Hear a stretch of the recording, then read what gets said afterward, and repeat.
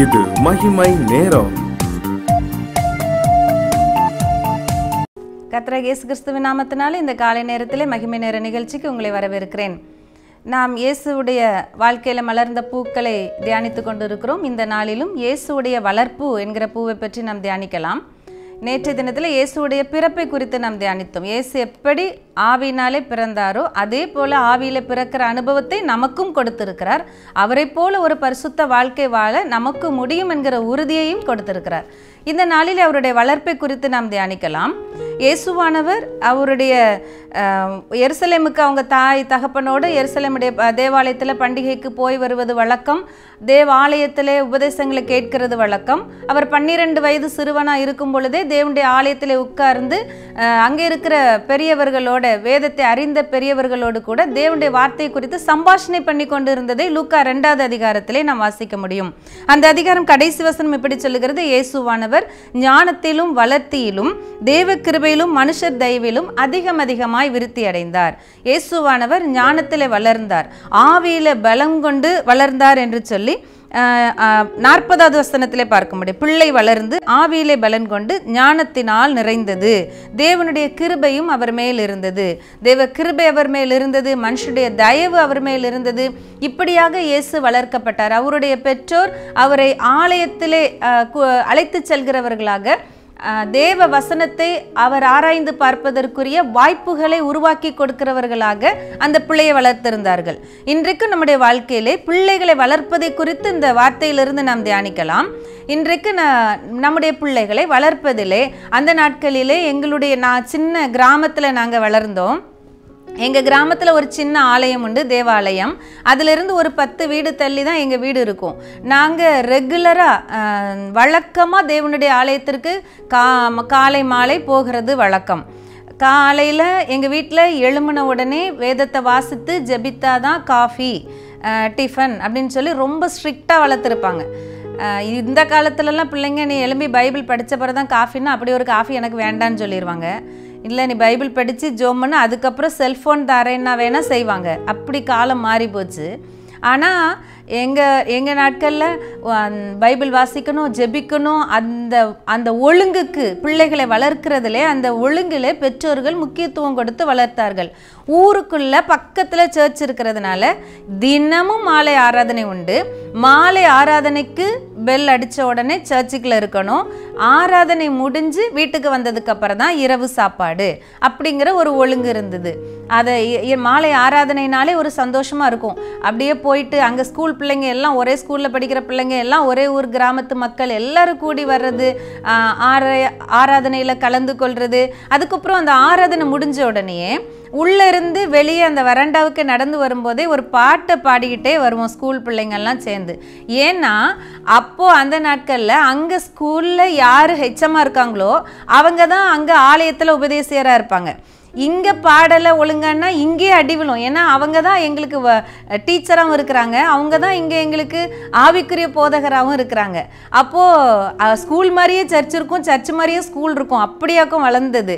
அப்போது சர்ச்சிலேருந்து சர்வீஸ் முடிச்சுட்டு வெளியே வரும்போது வேதத்திலே விலைமதியாத முத்துக்கள் உண்டே, தினம்தோறுமே அந்த முத்துக்களை பார், உண்மையாகவே நீ இயேசுவை போல் மாறுவாய் அப்படிங்கிற பாட்டெல்லாம் அன்றைக்கு பாடினது இன்றைக்கும் பசுமரத்தாணி போல நினைவில் இருக்கிறது.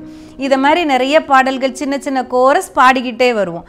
அப்போது அந்த நாட்களில் தேவ பக்தியில் தேவனுடைய ஆலயத்தில் தேவனுடைய வார்த்தைக்குள்ளாக தேவனுடைய பிரசன்னத்தை கொண்டு வரும் பாடல்களுக்குள்ளாக பெற்றோர்கள் பிள்ளைகளை வளர்த்திருக்கிறார்கள். அதற்கான ஒரு நல்ல தளமாக அன்றைய நாட்களில் இருந்த வாழ்வியல் கலாச்சாரமும் இருந்துச்சு. இப்போ எல்லாம் மாறி போச்சு. சர்ச் எங்கேயோ இருக்குது, வீடு எங்கேயோ இருக்குது.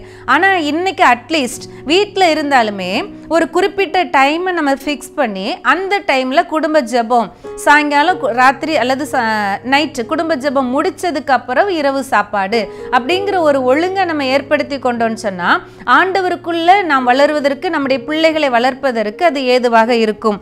ஏன்னா ஏன் இந்த வளர்ப்பு மிகவும் முக்கியமாக இருக்கிறது அப்படின்னா, இயேசுவானவர் ஞானத்தில் வளர்ந்தார், அதில் ஸ்ட்ராங் ஆனார்னு சொல்லப்பட்டிருக்கிறது. ஞானத்தில் ஆவியில் பலன் கொண்டு அவர் அதில் ஸ்ட்ராங்காக இருந்தார் என்று சொல்லப்பட்டிருக்கிறார். அவரும் நம்மை போல இந்த உலகத்தில் பாவ நிறைந்த உலகத்துக்குள்ள மனுஷனாக பிறந்திருக்கிறாரு. அதை மேற்கொள்ளும்படியாய் ஆவியிலே பலன் கொள்ளும்படியாய் அவர் ஞானத்திலே விருத்தி அடைந்தார், ஞானத்திலே வளர்ந்தார். எது ஞானம்? வேதம் நமக்கு என்ன கற்றுக் கொடுக்கிறது? கர்த்தருக்கு பயப்படுதலே ஞானத்தின் ஆரம்பம். அப்போ கர்த்தருக்கு பயப்படுதல்னா என்ன? அவருக்கு முன்னாடி அப்படியே நடுங்கிறதா? அப்படி இல்லை. கர்த்தரை மதிக்கணும், கர்த்தரை பாடணும், கர்த்தரை போற்றணும், கர்த்தரை ஆராதிக்கணும். இதுதான் நம்ம அவருக்கு பயப்படுகிற பயம். கர்த்தரை ஆராதிப்பதே கர்த்தருக்கு பயப்படுகிற பயம்.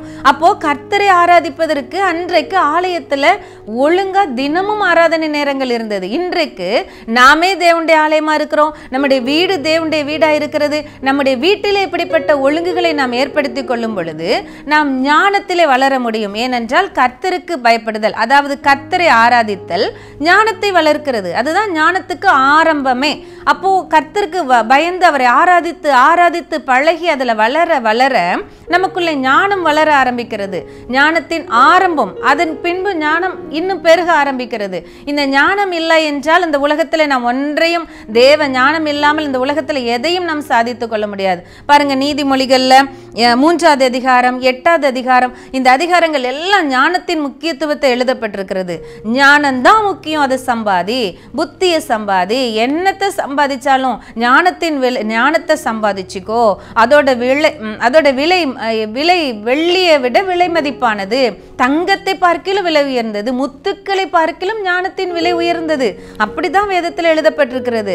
அப்போ தேவனுடைய ஞானத்தை நாம் பெற்றுக்கொள்ளும்படியாய் கர்த்தருக்கு பயப்படுகிற பயத்தை, அதாவது அவரை ஆராதிக்கிற ஆராதனையை நாம் தெரிந்து கொள்ள வேண்டும்.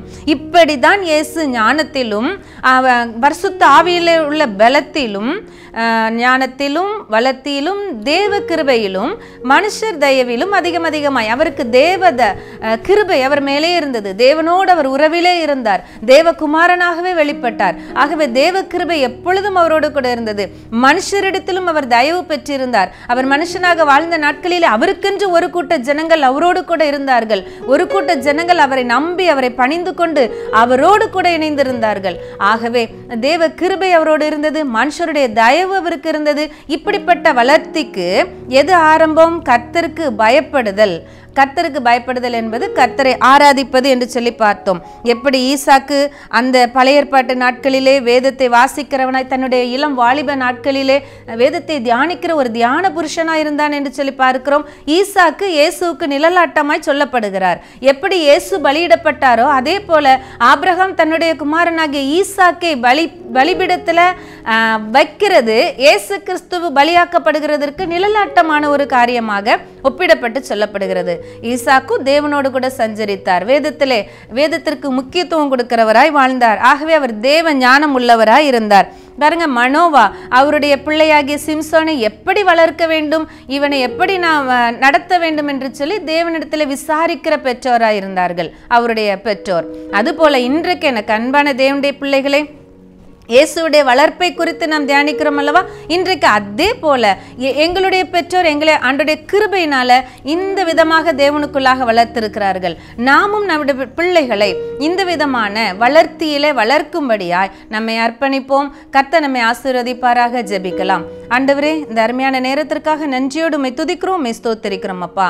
ஆண்டவரே, நீங்க ஞானத்திலும் வளர்த்தியிலும் தேவ கிருபையிலும் மனுஷ தயவிலும் விருத்தி அடைந்தது போல கர்த்தருக்கு பயப்படுகிற பயம் ஞானத்தை கொண்டு வருகிறது என்பதனாலே நாங்கள் கர்த்தரை ஆராதிக்கிறதுல முக்கியத்துவம் கொடுக்கிறவர்களாக, முதலிடம் கொடுக்கிறவர்களாக, எங்களுடைய ஆலயத்துல மட்டும் இல்லை, எங்க வீட்டிலையும் எங்களுடைய ஆவியிலும் ஆத்துமாவிலும் எப்பொழுதும் உமக்கு ஆராதனையை ஏறெடுக்கிறவர்களாக காணப்பட எங்களுக்கு உதவி செய்யுங்க. இந்த உலகத்தை ஜெயிக்கிறவராய் நீர் வாழ்ந்தது போல உம்முடைய வளர்ப்பை பின்பற்றி நாங்களும் எங்களையும் எங்கள் பிள்ளைகளையும் வளர்க்க உதவி செய்யுங்க. துதிகான மகிமை உமக்கு ஏறெடுக்கிறோம். இயேசுவின் நாமத்தில் ஜெபிக்கிறோம் நல்ல பிதாவே, ஆமேன்.